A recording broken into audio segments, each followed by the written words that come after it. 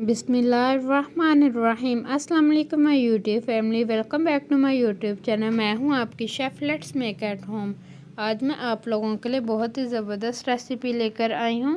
मुझे उम्मीद है कि आपको भी मेरी ये रेसिपी बहुत ज़्यादा पसंद आएगी। रेसिपी को स्टार्ट करने से पहले मेरे चैनल को लाइक, शेयर और सब्सक्राइब मस्ट करिएगा। चलें जी, रेसिपी को स्टार्ट करते हैं। यहाँ पर कोको पाउडर हमें चाहिए 1/4 cup, 25 gram, milk 2 cup, 500 ml, sugar 3/4 cup, 148 gram. मक्खन हम लोगों ने लिया है 2 टेबल स्पून। यहाँ पर मैंने होममेड मक्खन यूज़ किया है। यहाँ पर हम लोग एक पैन लेंगे। सबसे पहले उसमें कोको पाउडर डालेंगे। कोको पाउडर डालने के बाद इसमें दूध डाल देंगे। उसके बाद हम लोग इसमें चीनी डाल देंगे। इसे अच्छी तरह मिक्स कर लेंगे जब तक चीनी डिज़ोल्व ना हो जाए। हम लोगों ने इसको पकने के लिए बिल्कुल नहीं रखना, अगर रखेंगे तो ये जल जाएगा। पहले अच्छी तरह चीनी मिक्स करेंगे। ये देखें जी, चीनी अच्छी तरह मिक्स हो गई, कोको पाउडर भी अच्छी तरह मिक्स हो गया। अब हम लोगों ने इसको रखना है पकने के लिए। यहाँ पर एक और बात बताऊंगी, उसे भी नोट कर लें। पकाने के दौरान इसे मुसलसल हिलाते रहना है। अगर ना हम लोग हिलाएंगे तो ये जल जाएगी। और इसे हम लोगों ने मीडियम फ्लेम पर बनाना है, तेज़ आंच पर नहीं बनाना, वरना फिर ये जल जाएगी। गनाश को बनाते हुए 10 से 15 मिनट हमें लगेंगे।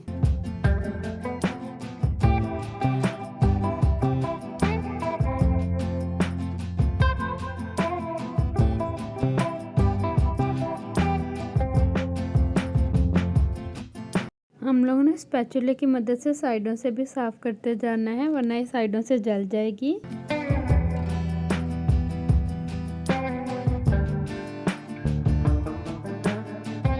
जब चॉकलेट गनाश इतनी थिक हो जाएगी तो हम लोगों ने इसके अंदर मक्खन डाल देना है और इसे भी अच्छी तरह पका लेंगे। इसे हम लोग 5 मिनट तक पकाएंगे।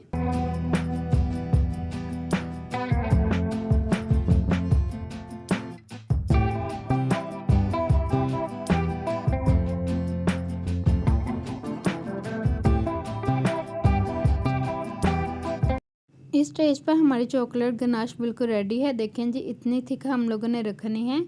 इसका फ्लेम हम लोग ऑफ कर देंगे। उसके बाद हम लोग इसे अच्छी तरह ठंडा कर लेंगे। ठंडा करने के बाद अगर आपका मेज़ा पतला है तो आप लोग इसे दोबारा से पका लेंगे। इसे इतना थिक रखना है। हमारी चॉकलेट गनाश जी रेडी है। जी, कितनी ज़बरदस्त हमारी चॉकलेट गनाश बन के रेडी हुई है। मुझे उम्मीद है कि आपको मेरी ये रेसिपी बहुत ज़्यादा पसंद आई होगी। इसे अपने घर में लाजमी बनाइएगा, ट्राई करिएगा और मुझे फीडबैक लाजमी दीजिएगा कि आपको मेरी ये रेसिपी कैसी लगी। चलें जी, मिलते हैं अपनी नेक्स्ट रेसिपी में। मुझे अपनी दुआओं में याद रखिएगा। अल्लाह हाफिज़।